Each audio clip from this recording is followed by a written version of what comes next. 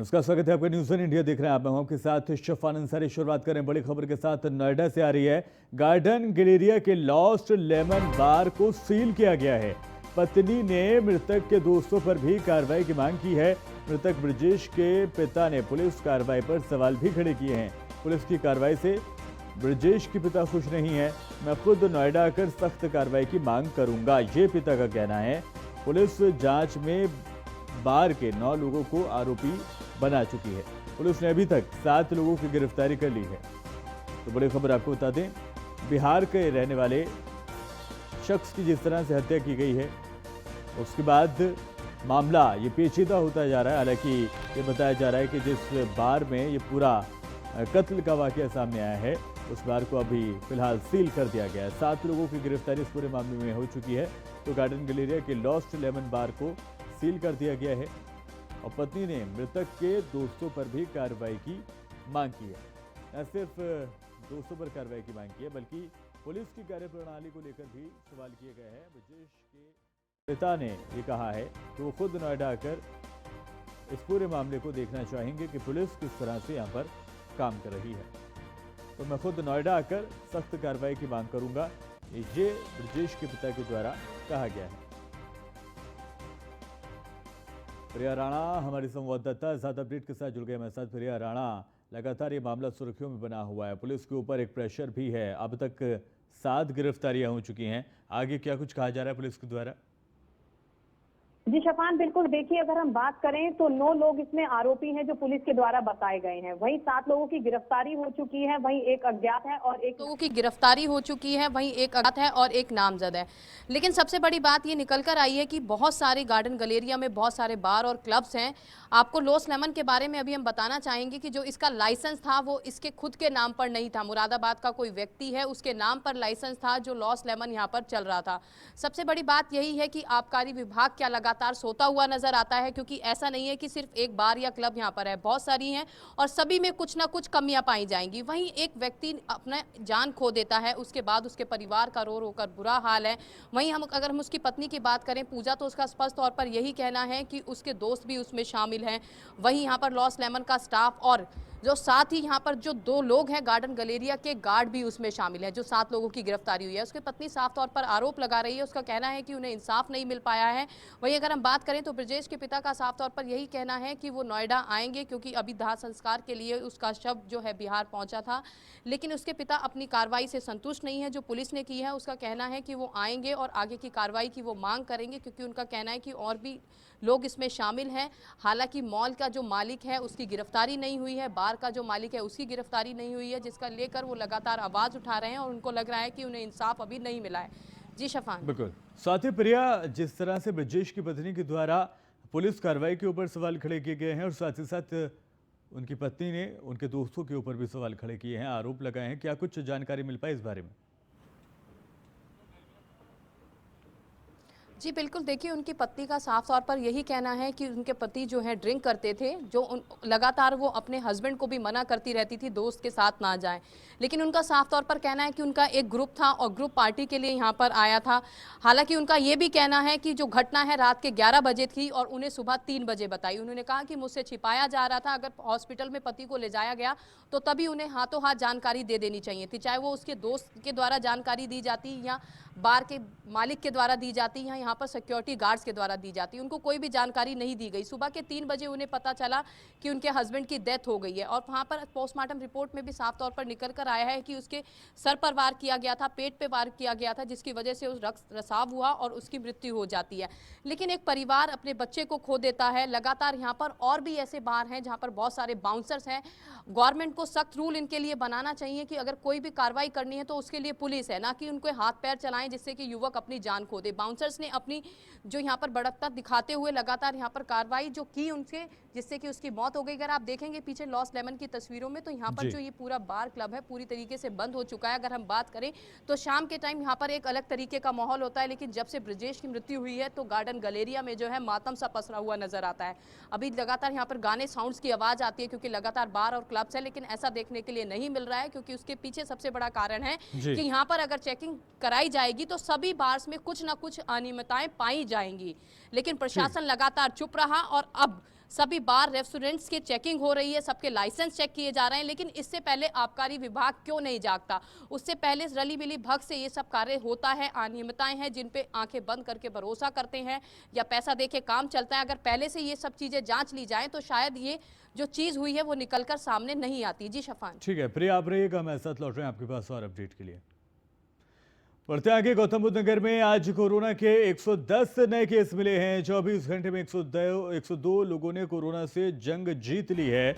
नोएडा जिले में अब कोरोना के 697 एक्टिव केस बताए जा रहे हैं। तो मामले लगातार बढ़ते हुए देखे जा रहे हैं। 100, 200, 300 के बाद अब मामला 600 से ऊपर, ये जो आंकड़ा है 600 से ऊपर जा चुका है। पिछले 24 घंटे में 102 लोग ऐसे भी हैं जिन्होंने कोरोना से रिकवर किया है। नोएडा जिले में अब कोरोना के एक्टिव मरीजों की अगर संख्या की बात की जाए तो ये जो एग्जैक्ट तनख्वाह है वो 697 बताई जा रही है, यानी कि 3 लोगों की कमी है, जिसके बाद ये आंकड़ा जो है वो 700 को भी पार कर जाएगा। प्रिया राणा हमारे संवाददाता ज़्यादा अपडेट के साथ जुड़ी हुई है हमारे साथ। प्रिया राणा, कोरोना को लेकर लगातार कोशिशें की जा रही हैं और कितना असर जमीन पर देखा जा रहा है?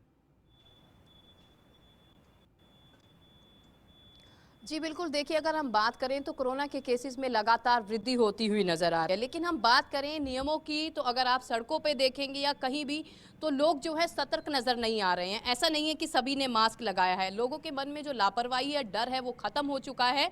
लोग सतर्कता बरतते हुए नजर नहीं आ रहे हैं। हालांकि पुलिस के द्वारा लगातार चालान भी काटे जा रहे हैं, बावजूद उसके लोग सतर्क नहीं है और जो महामारी है लगातार बढ़ती हुई नजर आ रही है। अगर हम सेकेंड वेव की बात करें तो वहां भी निचले स्तर से शुरुआत हुई थी और धीरे धीरे आंकड़ा बढ़ता हुआ नजर आ रहा था। आज 110 नए मरीज कोरोना संक्रमित से हैं जो नए पाए गए हैं। गौतम बुद्ध नगर में लगातार आंकड़ा बढ़ने की ओर है, घटता हुआ नजर नहीं आ रहा है। हालांकि हमें खुद ही इस चीज को समझना होगा कि हम लापरवाही ना बरते, क्योंकि कोरोना की जो रफ्तार है धीरे धीरे बढ़ रही है।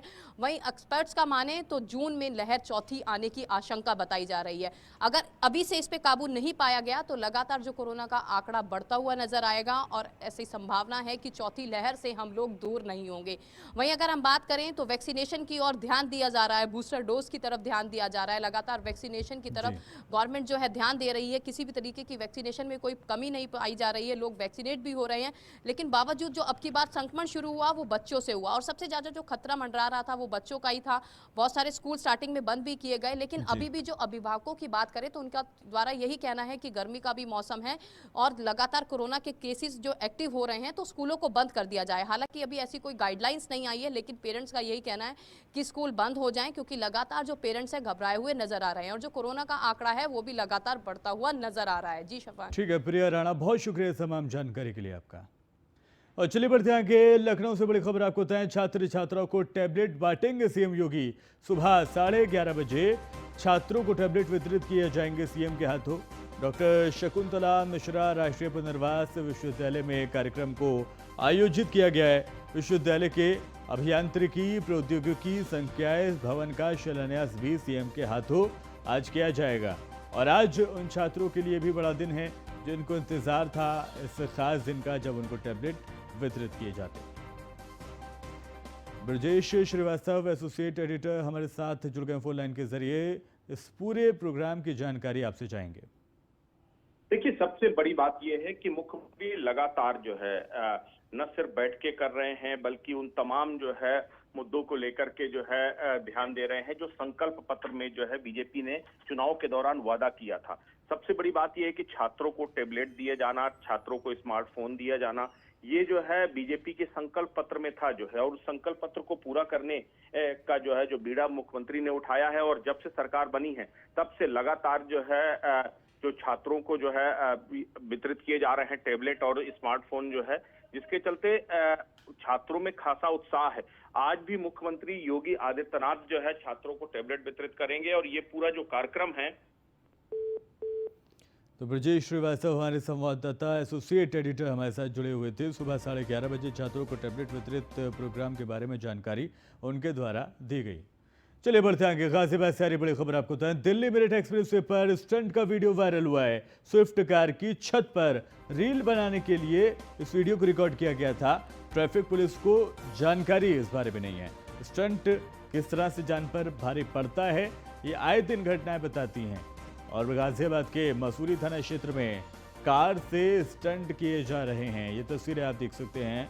यहाँ पर गाड़ी की छत पर बैठकर रील्स बनाई जा रही हैं और खुद को सबसे अलग साबित करने की जो होड़ इस वक्त सोशल मीडिया पर मची हुई है, उसी में एक शख्स अपने आप को एक सुखद एहसास दिलाने की कोशिश करता नजर आ रहा है। हालांकि उम्मीद ये की जाएगी गाजियाबाद पुलिस से कि इस शख्स के ऊपर कार्रवाई हो, क्योंकि गाड़ी का जो नंबर है उसके जरिए इसके मालिक का और इस शख्स के बारे में जानकारी हासिल की जा सकती है। तो दिल्ली मेरठ एक्सप्रेसवे पर स्टंट किस तरह से किए जा रहे थे, जो सोशल मीडिया पर एक अलग पहचान बताने की जो होड़ मची हुई है, उसी में एक शख्स किस तरह से गाड़ी की छत पर बैठकर ये वीडियो रिकॉर्ड कराता है, ये तस्वीरें आप देख सकते हैं। तो दिल्ली मेरठ एक्सप्रेसवे पर स्टंट का ये वीडियो वायरल हुआ है। हालांकि इस हाईवे पर बहुत तेज़ी के साथ गाड़ियां चलती हैं, रफ्तार से बातें गाड़ियां यहां पर करती हैं। चूंकि यहां की स्पीड लिमिट ही 100 किलोमीटर प्रति घंटा रखी गई है, अंदाज़ा आप लगा सकते हैं कि इसके ऊपर भी बहुत से लोग गाड़ियों को लेकर जाते हैं। और ऐसे में अगर इस शख्स का पैर यहां से फिसल जाता है, अगर ये गिर जाता है, तो क्या कुछ हो सकता था, अंदाज़ा आप लगा सकते हैं।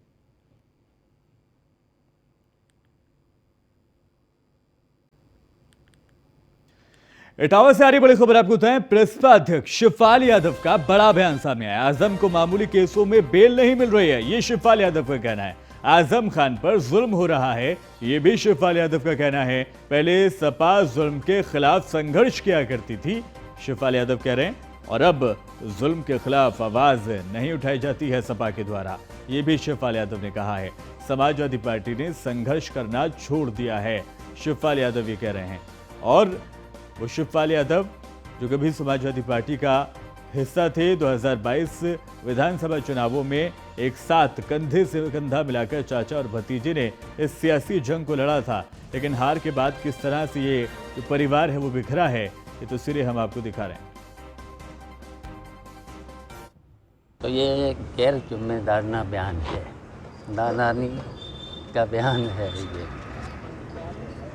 अब वैसे तो मैं समाजवादी पार्टी कई से 11 जो विधायक जीते उनमें से हैं। अब पता नहीं उन्हें अगर यही भाजपा में भेजना है तो फिर निकाल देना चाहिए उनको। और पहले ही मैं तो कह चुका हूँ कि कोई भी बात होगी तो जब भी उचित समय होगा तो उचित समय से आप लोगों को अवगत करा देंगे।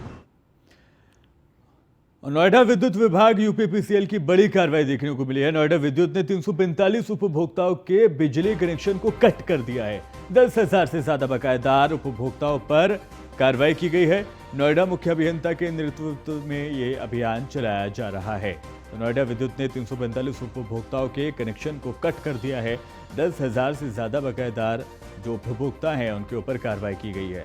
जिनका बिल यानी कि जिनका बकाया बिल 10,000 से ऊपर गया है, उसके लिए बाकायदा अक्सर मैसेज भेज कर विभाग के द्वारा वार्न किया जाता है, रिमाइंड किया जाता है कि आप अपने बिजली बिल को जमा कर दें, अन्यथा आपकी बिजली की जो सप्लाई है उसको कट कर दिया जाएगा। ऐसे में बताया जा रहा है कि 345 कनेक्शंस कट कर दिए गए हैं। 10,000 से ज़्यादा बकायेदार उपभोक्ताओं पर यह कार्रवाई की गई है। तो 345 कनेक्शन, जिन परिवारों को अब परेशानियों का सामना तब तक करना पड़ेगा जब तक वो अपने बकाया बिल को पूरा नहीं कर देते हैं या फिर उसको भर नहीं देते हैं। तो नोएडा में ये यूपीपीसीएल की कार्रवाई देखने को मिली है। निशांत शर्मा हमारे संवाददाता ज्यादा अपडेट के साथ जुड़ गए हमारे साथ। निशांत शर्मा, लगातार विद्युत विभाग के द्वारा मैसेजेस के जरिए, एसएमएस के जरिए ये याद दिलाया जाता है कि आप अपने बकाया बिल को भरें, अन्यथा आपकी बिजली काट दी जाएगी। उसके बावजूद भी अगर उपभोक्ता संज्ञान न ले तो इस तरह की कार्रवाई अक्सर देखने को मिलती है। देखिए, नोएडा विद्युत विभाग यूपीसीएल की एक बड़ी कार्रवाई देखने को मिल रही है। लगातार इनको नोटिस देने के बाद जो उपभोक्ता हैं वो बिल नहीं भर रहे थे, जिसको लेकर 345 उपभोक्ताओं के कनेक्शन काटे गए हैं, बिजली के कनेक्शन काटे गए हैं। और लगभग ये देखा गया है कि 10,000 से ज्यादा का जो बकायदा जो राशि है, जिन्होंने 10,000 से ज्यादा का जो बिल नहीं जमा किया है, उनके ऊपर ये कार्रवाई की गई है। उनके मीटरों को उतार लिया गया है, काट दिया गया है कनेक्शन, और ये दे दिया गया है कि उनके घर में अब अंधेरा रहेगा जब तक वो बिल नहीं जमा कर देते हैं। तो कहीं ना कहीं ये कार्रवाई देखने को मिल रही है। मुख्य अभियंता जो बीएन सिंह है, उनके नेतृत्व में ये बिल वसूल की लगातार जो कार्रवाई है लगातार जारी है। और साथ यही निर्देश है पूरे गौतम बुद्ध नगर के अंदर, 10,000 से ज्यादा बिल बढ़ता है, अगर बिल नहीं जमा करोगे समय पर तो कनेक्शन काटा जाएगा। इस कार्रवाई का एक मकसद ये भी होता है कि बाकी जो लोग हैं वो एक तरह से उजागर हों, खुद अलर्ट होकर अपना वक्त पे बकाया जो है उसको भर दें। देखिए कहीं ना कहीं ये चेतावनी मैसेज पहले ही दिया जाता है, नोटिस दिया जाता है, उसके बाद ये बिल ना जमा करें तो कहीं ना कहीं ये बिजली विभाग की तरफ से ये एक्शन लिया गया है। और ठीक है निशांत, बहुत शुक्रिया तमाम जानकारी के लिए। बात बढ़ते हैं आगे। इस वक्त नागल क्षेत्र के जीटी रोड के सहारनपुर की खबर का रुख करते हैं। प्रशासन का बुलडोजर लगातार जारी। इस बार अवैध प्लॉटिंग पर दरअसल प्रशासन का बुलडोजर चला है। नागल क्षेत्र के जीटी रोड के साधारणी सीर गांव में अवैध रूप से एक कॉलोनी को विकसित किया जा रहा था। जैसे ही इसकी भनक एसडीएम को लगी तो घटनास्थल पर पहुंचकर अवैध निर्माण को बुलडोजर के जरिए ध्वस्त कर दिया गया। एसडीएम दीपक कुमार ने लोडिंग करने वालों के सभी को नोटिस भी भेज दिया है, लेकिन नोटिस का कोई जवाब नहीं दिया गया। इसके बाद अब राजस्व विभाग की टीम ने अवैध निर्माण को ध्वस्त कर दिया है। तस्वीरें आप सहारनपुर की देख रहे हैं, जहाँ पर नोटिस का जवाब नहीं मिलने के बाद प्रशासन ने कार्रवाई की है। एसडीएम खुद बुलडोजर लेके यानी कि उस काफिले के साथ पहुंचे हैं और यहाँ पर बुलडोजर के जरिए किस तरह से जो अवैध निर्माण किया गया था ज़मीन पर उसको ध्वस्त करके मिट्टी में मिला दिया गया है। तो सहारनपुर की तस्वीरें हैं। आज नागल में एक गांव है साधारण सिर, वहां पर एक अवैध प्लॉटिंग और कॉलोनी बनाई जा रही थी, जिसके विरुद्ध कॉलोनी का नाम अभी उन्होंने कुछ विशेषकर नहीं दिया था, लेकिन इसके विरुद्ध 24 दिसंबर को ही नोटिस इन्हें दी गई थी कि जो भी दस्तावेज जरूरी हैं वो प्रस्तुत करें, लेकिन इसका इन्होंने कोई जवाब नहीं दिया और एक कॉलोनी बनाने के लिए जो भी विधिक प्रक्रिया होती है इसका पालन नहीं किया गया था। उसी के विरुद्ध आज कार्रवाई हुई है। ज़्यादा अपडेट के साथ हमारे संवाददाता मनोज मिश्रा जुड़ गए सहारनपुर से। मनोज मिश्रा, कितनी बड़ी ज़मीन पर इस तरह से कब्जा किया गया था और कितनी प्लॉटिंग यहाँ पर की जा चुकी थी? बिल्कुल, मैं आपको बताना चाहूँगा, योगी सरकार में बाबा जी का बुलडोजर लगातार अपना काम कर रहा है। ये 3 भाई हैं नागल क्षेत्र के साधारण सिर के, जो दबंग टाइप के हैं, अनिल, सुनील और एक इनका भाई और है। ये तीनों मिलकर जो है पिछले 6 महीने से यहाँ अवैध प्लॉटिंग करके कॉलोनी विकसित करके बड़ा महंगे दामों में बेचने की कोशिश कर रहे थे। जब दिसंबर में इस चीज की जानकारी जिला प्रशासन को लगी तो एसडीएम के माध्यम से इनको नोटिस दिया गया, लेकिन इनकी तरफ से नोटिस का जवाब ना देते हुए अपना निर्माण कार्य जारी रखा गया, जिसके बाद अब जब सरकार अपने दोबारा अस्तित्व में आई है और अब दोबारा एसडीएम जो दीपक कुमार हैं, इन्होंने राज्य विभाग की टीम को और थाना पुलिस को साथ भेजकर कल इनका अवैध निर्माण को ध्वस्त करा दिया गया। ठीक है, बहुत शुक्रिया मनोज इस तमाम जानकारी के लिए। और चलिए बढ़ते हैं कि योगी सरकार की सख्ती के बाद सहारनपुर रेंज के 3 जनपदों सहारनपुर, मुजफ्फरनगर, शामली से 1160 लाउड स्पीकर को उतरवा दिया गया है। 4641 को डेसिबल कम कराया गया है। मुख्यमंत्री योगी आदित्यनाथ के सख्त आदेश के बाद सहारनपुर रेंज में भी धार्मिक स्थलों से लाउड स्पीकर को उतरवाए जाने का सिलसिला जारी है। उत्तर प्रदेश में सबसे ज्यादा सहारनपुर रेंज में 1160 लाउड स्पीकरों को नोटिस देकर धार्मिक स्थल से हटाया गया है, जबकि 1146 ऐसे धार्मिक स्थल हैं यहाँ पर सुप्रीम कोर्ट की गाइडलाइन से ज्यादा ध्वनि में लाउड स्पीकरों को बजाया जा रहा था। इन्हें भी नोटिस देकर आवाज को कम कराया गया है।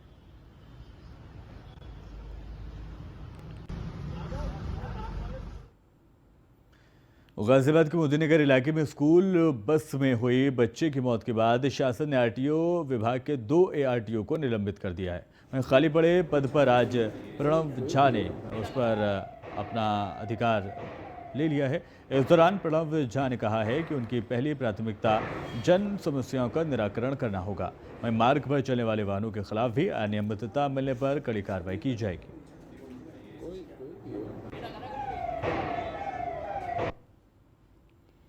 आज ही मैंने कार्यभार ग्रहण किया है। मैं इसी जनपद में एआरटीओ प्रवर्तन तृतीय के पद पर तैनात हूँ।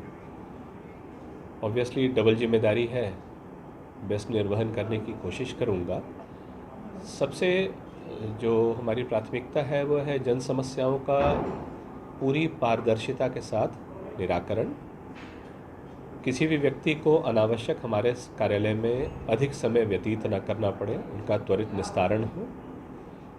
इसके अतिरिक्त मार्ग पर जो एक अशुभ घटना हुई बिना फिटनेस के वाहन के द्वारा, इस तरह की समस्याओं की, इस तरह की घटनाओं की पुनरावृत्ति नहीं हो, इसके लिए हम लोग कड़े कदम उठा रहे हैं।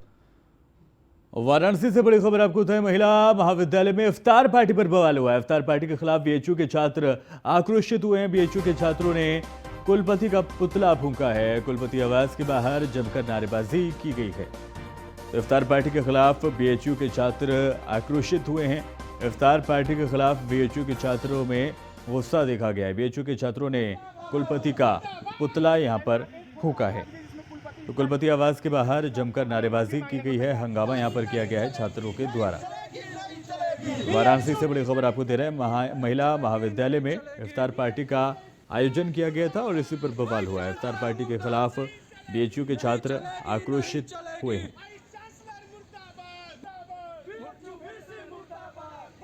हम लोगों ने आज जो है जब इफ्तियार पार्टी देते हुए वीसी साहब को देखा तो हम लोगों ने सोचा, देखिए एकेडमिक रूप से पूर्ण तरह से अलग रहते हैं। जब कोई छात्र का मुद्दा होता है तो ये अलग रहते हैं, लेकिन इफ्तियार पार्टी के लिए इनको समय है। जहां एक तरफ देश में वर्तमान समय में समान नागरिक संहिता की बात हो रही है, वहीं पे काशी हिंदू विश्वविद्यालय जैसे विश्वविद्यालय में सामान्य परंपरा से हट करके, जो यहाँ की परंपरा रही है वहाँ से हट करके और बीएचयू में बाकायदा अकादमिक रूप से इफ्तियार पार्टी का आयोजन किया जाना, ये कहीं ना कहीं एक नित्य नए जो है अपना जो है परंपरा स्थापित करने का प्रयास कर रहे हैं विश्वविद्यालय में पिछले 5 वर्षों से मैं यहीं हूँ, कभी कार्य के आयोजन नहीं किया गया। आज विश्वविद्यालय द्वारा बाकायदा जो है पीआरओ द्वारा जो है प्रेस रिलीज जारी की गई, प्रेस आमंत्रण जारी किया गया। पत्रकारों को बुलाकर इफ्तार पार्टी का आयोजन विश्वविद्यालय में पहली बार मेरी जानकारी के अनुसार हुआ है और इसे परंपरा बताते हुए किया गया कि हर साल ऐसा होता है, जबकि विश्वविद्यालय में ऐसा कभी नहीं होता। ये बहुत कुत्सित प्रयास है विश्वविद्यालय प्रशासन का कि इसको जो है एक गलत रंग देकर मजहबी रंग देने का प्रयास किया जा रहा है। बहुत गंदा प्रयास है विश्वविद्यालय प्रशासन द्वारा। यह तुष्टिकरण की कार्रवाई है। डॉक्टर संतोष ओझा हमारे संवाददाता जुड़ गए मेरे साथ। संतोष, कौन थे ये तमाम लोग? सिर्फ छात्री थे या फिर और किसी संगठन से जुड़े लोग भी थे? जिस तरह से हंगामा किया जा रहा है, लग यही रहा है कि ये सिर्फ स्टूडेंट नहीं है।